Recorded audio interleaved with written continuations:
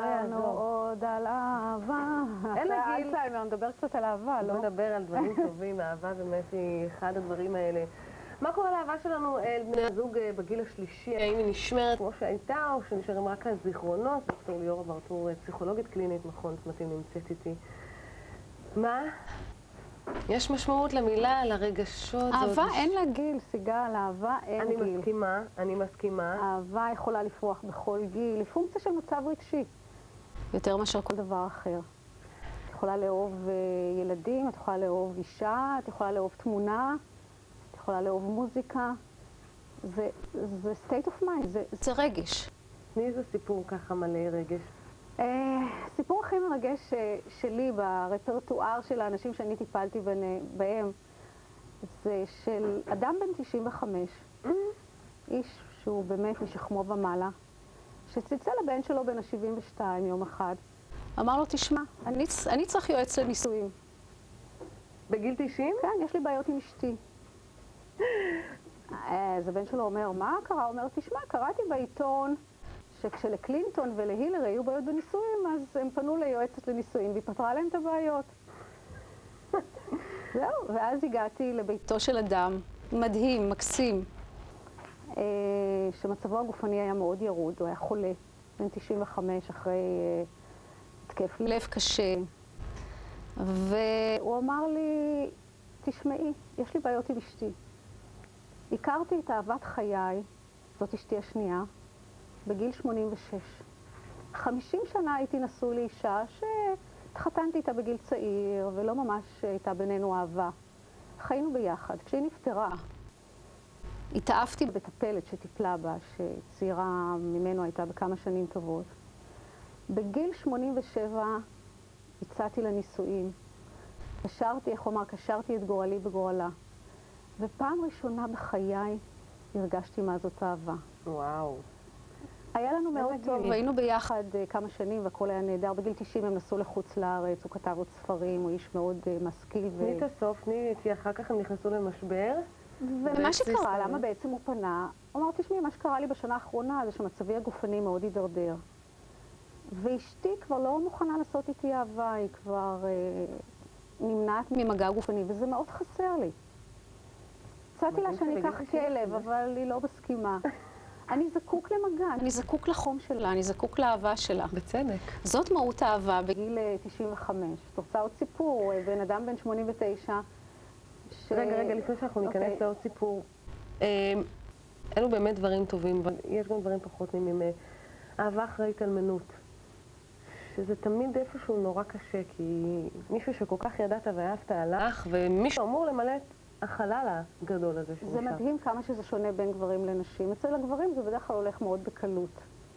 יש להם את היכולת לסגור ולהמשיך הלאה. לנשים הרבה יותר קשה. הן בדרך כלל נשארות הרבה יותר נאמנות לבן הזוג הקודם שלהם. גם יש להם פחות צורך בהתקשרות. נשים יכולות להסתדר לבד בגיל מבוגר, גברים לא. אז באופן טבעי הגברים מוצאים מאוד בקלות. גם קל להם יותר למצוא, כי את יודעת, על כל גבר אחת פנוי יש לא מעט נשים שחפצות בקשר, ונשים הן הרבה יותר אקטיביות, אז הן גם יוזמות את הקשר, בניגוד לגברים שהם יכולים להישאר פסיביים, ותמיד יש מישהי שתדאג להם. אז כך שהם בקלות רבה מאוד יכולים למצוא אהבה שנייה ושלישית. לנשים זה קצת יותר קשה, אבל גם הן רוצות. בוודאי כשזה קורה בגיל צעיר, את יודעת. ומה לגבי זוגות שמה לעשות? השנים בכל זאת עושות את שלהן. מגיעים לגיל מבוגר, האהבה היא כבר לא ממש שם, ובעיקר ריבים ותככים, ואפילו אחד עולה לשני על העצבים, ואין מספיק אומץ לקום ולעזוב בכל זאת אחרי כל כך הרבה שנים יחד. א', תשמעי, מה שמעניין זה שכל המחקרים מראים, וגם המציאות מראה, שבסך הכל מה שקורה לזוגות במהלך השנים זה שהקשר נהיה יותר טוב. אלה שרבו בצעירותם ולא השכילו עם השנים להתבגר ולהתפתח ולהגיע למצב כזה שכבר לא רבים על כל שטות קטנה, הם אותם האנשים שהמשיכו לריב כל החיים, וזה לא משנה, זה לא תלוי בגיל. בסך הכל רוב האנשים, מה שקורה להם, קורה להם דבר מאוד טוב. שביעות רצון מנישואים עולה באמת? אחרי גיל 40, זה מדהים. זאת אומרת, אלה ששרדו את הנישואים והצליחו להחזיק מעמד ולא רבו בשלבים המוקדמים ונפרדו, וחצו את כל המשברים. בדרך כלל מה שקורה זה שמתחילה יותר הרמוניה. יש יותר בשלות רגשית של שני הצדדים. לא סתם אומרים שאנשים נהיים דומים אחד לשני. זאת אומרת, איכשהו אנחנו משייפים את הקצוות, והחיים ביחד יכולים להיות הרבה יותר טובים. זה נכון. נכון, וגם יש יותר תלות, אז כך שיש תקווה. לצערי לא נשאר הרבה זמן, אבל אני חייבת מילה על חיי ימין של הגיל השלישי. תשאלי את המומחה לענייני מין. תשמעי, הגברים רוצים תמיד. אם הם בריאים, הם רוצים תמיד. לאנשים יש קצת יותר יורד לנו החצ'קו? לא, פנטזיות יש, וגירויים יש,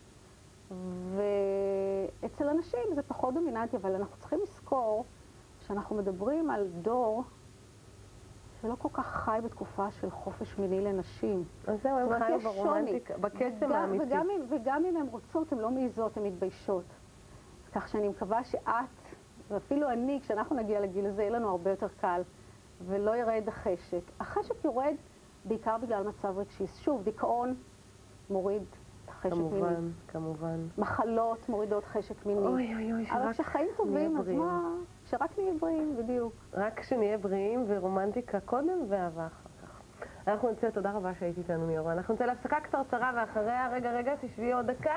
אנשים בעלי ליקויי ראייה מוכיחים שאין דבר העומד בפני הרצון, ממש טיפול.